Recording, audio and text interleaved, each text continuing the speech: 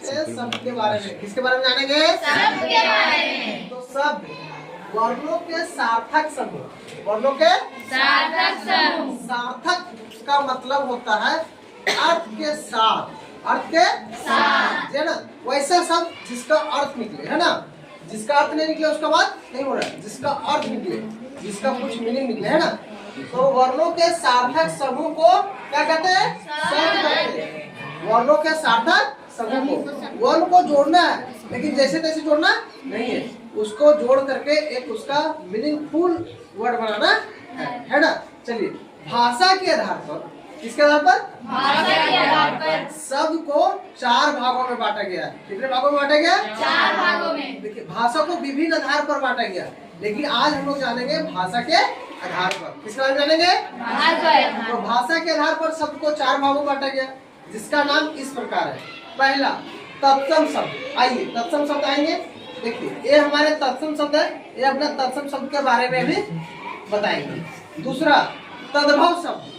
देखिए, ये हमारा तद्भव शब्द है आज का, और ये तद्भव शब्द के बारे में विश्लेषण करेंगे। उसके बाद तीसरा नंबर में आता है देशज शब्द। आइए देखिए, ये देशज शब्द है और ये अपना देशज शब्द के बारे में डिस्क्राइब करेंगे।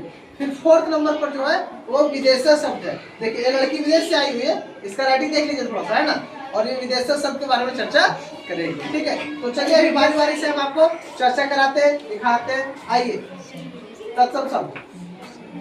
जो शब्द संस्कृत के हैं और हिंदी में बिना किसी परिवर्तन के प्रयोग में आते हैं वे तत्सम शब्द कहलाते हैं, जैसे अक्षर, अग्नि आदि। जैसे धन्यवाद। समझिए, तत्सम शब्द के बारे में बताया कि वैसा शब्द जो संस्कृत से चलकर आया। कहाँ से चलकर आया? संस्कृत से। और धड़ल्ले से हिंदी में प्रयोग हो रहा है, कोई परिवर्तन उसमें नहीं है, उसको हिंदी में भी हम लोग लिख देते हैं। तो वैसे शब्द को क्या कहते हैं?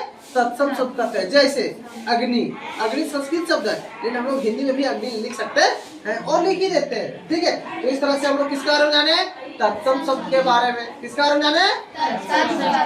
अब नेक्स्ट हम लोग तद्भव शब्द के बारे में जानेंगे। क्लैपिंग कीजिए आप लोग।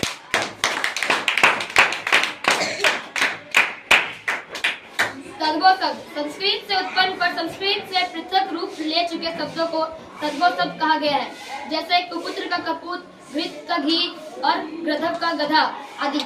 देखिए, ये हमारे बताए अभी तद्भव शब्द के बारे में। तद्भव शब्द का मतलब होता है कि संस्कृत से टूटा फूटा शब्द, यानी संस्कृत का शब्द था, संस्कृत का शब्द था, उसमें कुछ टूट गया, कुछ टूट गया, कुछ हट गया और वह नया शब्द बन गया, और वह नया शब्द बन गया जिसका प्रयोग हिंदी में होता है। वैसे